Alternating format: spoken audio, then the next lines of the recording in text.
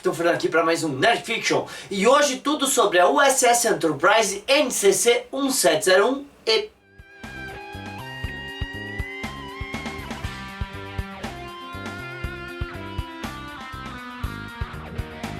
Muito bem, gente, vocês pediram nos comentários da Enterprise F para eu falar da Enterprise E, então aqui vai, gente, vamos falar sobre a Enterprise E. Lembrando que ela não apareceu tanto assim, então não existem tantas informações canônicas disponíveis. Gente, a USS Enterprise E é um grande cruzador da classe Sovereign e ela é a sexta nave a carregar o registro NCC 1701, desde que a Enterprise original da classe Constitution, a nave do Kirk, carregou esse registro e seguiu à frente na tradição das Enterprises. Porém, ela não é a sexta nave a ser chamada Enterprise, já que ainda temos a Enterprise do Archer, ainda temos um ônibus espacial e a famosa XV-330, XCV-330, que a gente viu no painel no filme 1. Então, várias naves carregaram o nome Enterprise, mas essa foi a sexta a carregar o registro NCC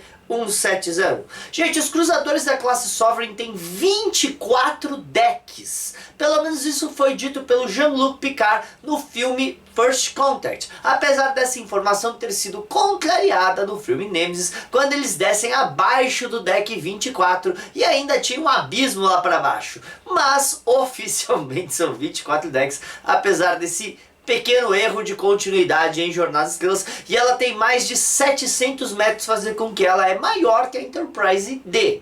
Apesar de não ser muito maior que a Enterprise D, ela é maior, mas a Enterprise D cabe mais tripulantes, porque a Enterprise E, com o perdão da palavra, foi o que eles usaram na série Picard, mais gordinha. Então ela, por ser mais larga, ela cabe muito mais tripulantes, principalmente quando você vê a massivo tamanho que é a seção disco da Enterprise D. Já a Enterprise E, ela é um pouco mais slim, certo? Com a seção disco até mais pontiaguda, fazendo com que não cabesse tanta gente lá dentro. Mas ainda assim é maior. E também é interessante colocar que se você colocasse em termos reais, ela seria do tamanho de 2 porta-aviões da Marinha Americana. Gente, ela é armada com torpedos quânticos, torpedos fotônicos, o que o Worf falou, que os phasers dela são muito melhores que a Enterprise D por ter o The Multi-Phaser Array e outras coisas, então ela é um monstro. E ela tem phasers ventrais, frontais, torpedos, ela é realmente uma nave para combate. Apesar de ser um cruzador. Acreditamos que ela é uma das naves que entra no projeto que a comandante Shelby fala que eles estavam projetando para combater os Borgs lá, quando ela fala em The Best of Both Worlds, depois da batalha de Wolf 359. Então é possível que ela, assim como a classe Defiant, tenham sido criados com esse pensamento em mente, mas isso é uma especulação que os fãs fazem, não é canônico. Gente, a nave entrou em serviço lá por 2372/2373, mais ou menos, a gente não tem a data exata de quando ela entrou em serviço, mas no filme Primeiro Contato, que se passa em 2273, o Capitão Picard fala que eles já estão na nave há um ano. Na verdade é o Riker que fala que eles já estão na nave há um ano. Então, após a destruição da Enterprise D, ou suposta destruição da Enterprise D no filme Generations, a tripulação do Picard quase inteira, menos o Worf, foi para a nova canal capitânia da frota estelar Enterprise E, sob o comando de Jean-Luc Picard, e teria entrado em serviço um ano antes do confronto com os Borgs de 2373, quando, depois da nave do Almirante ter sido destruído, o Picard e a Enterprise E assumem o comando da frota estelar e destroem o cubo Borg que ameaçava diretamente a Terra. Depois disso, uma esfera Borg deixa o cubo e vai para o passado, onde a Enterprise E segue e impede que a própria rainha Borg diretamente impeça o primeiro contrato de Zefram Cochrane e os vulcanos, assim garantindo o futuro da Federação lá no passado. Então é muito interessante que essa Enterprise, sem dúvida nenhuma, é uma das responsáveis pelo futuro da Federação. Gente, nós também vamos ter outro incidente interessante com essa nave, que foi no ano de 2375, quando a nave indo resgatar o Tenente Comandante Data, na época, certo, seu oficial de operações, acabou se metendo num confronto entre o Sona e os Baku. E é interessante que esse confronto acontece durante a Guerra Dominion. O que eles deixam claro é que a Enterprise E não participa diretamente da Guerra Dominion, apesar daquele seu quadrinho e livro fantástico que conta como o Capitão Picard desobedeceu ordens e entrou na guerra.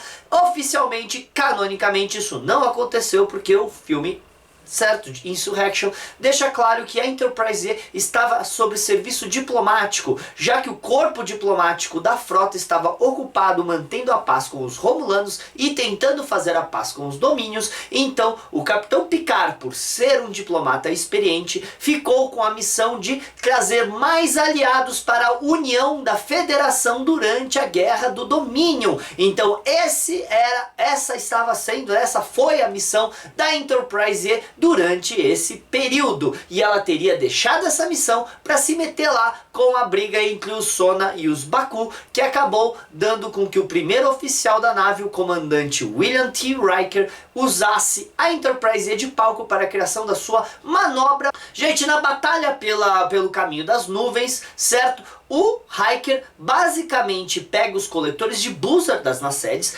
preenche eles com gases tóxicos de uma nebulosa, voláteis de uma nebulosa, e joga eles nas naves agressoras para quando elas disparassem fossem gravemente avariadas e destruídas. E isso é a manobra Riker, e foi a Enterprise E que foi o palco dessa manobra do comandante William T. Riker. A nave também se envolveu em outro incidente famoso, que foi quando, após o casamento do comandante Riker e da conselheira Deanna Troi, a comandante Deanna Troi, a nave que estava investigando ondas positrônicas acaba sendo chamada pela almirante Janeway para ir até Romulus, onde eles descobrem que o novo pretor romulano que tinha dado um golpe de estado era na verdade um clone de Picard, e Shinzor, com a sua cimitarra, iria tentar destruir a Terra, o que fez com que a Enterprise E lutasse na famosa Batalha de Bazan Rift. E nessa batalha que a Enterprise quase sozinha enfrenta a cimitarra de Shinzor, e é nessa batalha que a gente vai ter o recorde de mais uma das mortes do Data, de tantas que ele teve. A Enterprise foi quase destruída, mas conseguiu derrotar a nave dos Remulanos e então garantir que a Terra não fosse atacada por Shinzor, fazendo assim mais uma vez a Enterprise E ter uma participação importante na história. A gente sabe que em 2381, porque a batalha de Bazan Rift foi em 2379, a gente sabe que depois dessa batalha e após a grande reforma que teve, a maior parte da tripulação principal deixa a nave, e a gente sabe que em 2381, poucos anos depois, certo, o próprio Capitão Picard é promovido para almirante e também deixa a Enterprise. Agora, essa informação não é completamente canônica, mas é o que a terceira temporada da série Star Trek Picard dá a entender, é que após o Capitão Picard, agora almirante, deixar a Enterprise E, o tenente comandante Worf foi promovido para a patente de capitão. Ele, capitão, a gente viu em Picard, e teria assumido o comando da Enterprise E até ela ter sido perdida numa missão classificada, que a gente não sabe muito bem o que aconteceu, mas o Worf fala que não foi culpa dele. Gente, a gente sabe que foi numa missão classificada lá pelo ano de 2385, por causa de uma coisa chamada Star Trek Logs, que foi escrito por Christopher Monfort e lançado nas mídias sociais como um aquecimento para Star Trek Picard.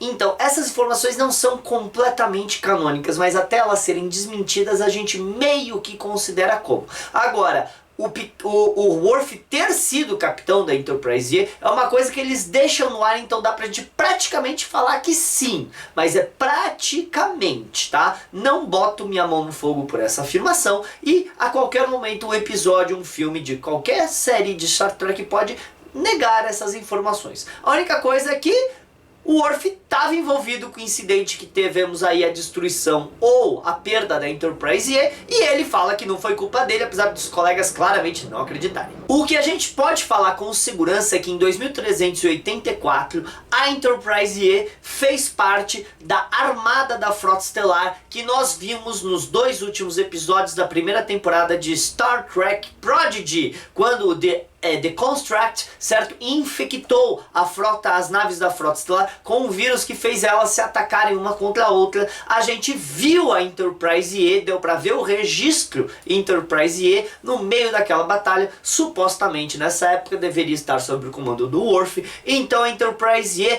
passou por aquela experiência. Outra coisa interessante que eu também tenho antes de encerrar o vídeo é que a tripulação do Picard ficou na Enterprise D durante 2364 até 2371. Já a Enterprise E, eles teriam ficado na nave entre 2372, 73 até 2379, 80, fazendo com que seria um tempo comparado das duas. Dá pra falar até que eles ficaram até mais tempo na E do que na D. Então eles também teriam bastante nostalgia pela E, mas a D foi a primeira e a D é mais nostálgica para nós fãs por termos visto ela na série e em filmes de Star Trek. Então, realmente, aquele final de Star Trek Picard é muito mais poético, a gente vê a Enterprise D do que a Enterprise E. Mas sim, existiria uma ligação muito importante com a Enterprise E. E, além dos nomes já citados aqui, também serviram na Enterprise a comandante Beverly Crusher, certo? O tenente comandante George LaForge, todos que deixaram a Enterprise E, certo? Após aí o incidente com Shinzo. E também temos que a Lily, a vice, certo, a copiloto do Zefram Cochrane, também acabou na nave por causa aí de Space Time Shenanigans, certo? Como os americanos gostam de falar. Então ela também foi uma das pessoas aí famosas que estiveram a bordo da Enterprise E. É isso então que eu tenho pra falar pra vocês, gente. Curte, compartilha, comenta, fala pra mim o que você achou desse vídeo. Você sabia que nós vamos ter uma convenção de Jornada nas Estrelas? Na verdade é de ficção científica, a gente sabe que a gente sempre puxa a sardinha pro lado de Jornada nas Estrelas, a Starcom. Então vai ser agora em agosto. A gente logo vamos estar vendendo ingressos aqui, vamos anunciar a programação também, o que nós vamos fazer. Mas o importante mesmo é depois desse período pandêmico que passou, a gente poder voltar a uma convenção, voltar a conversar pessoalmente, voltar a tirar foto, a brincar, certo? Lojinhas e tal, isso que é importante mesmo, marcar a volta das convenções mais uma vez aí, certo? Que nem a Fênix fez lá anos atrás, a gente vai fazer isso de novo, certo? Para vocês ficarem empolgados com a gente e a gente poder seguir em frente e voltar a fazer convenções enormes aqui no Brasil. A convenção é em São Paulo, porque a frota é sediada em São Paulo, mas queremos que pessoas do Brasil inteiro estejam aqui conosco. Bem, gente, então é isso aí. Falou, galera!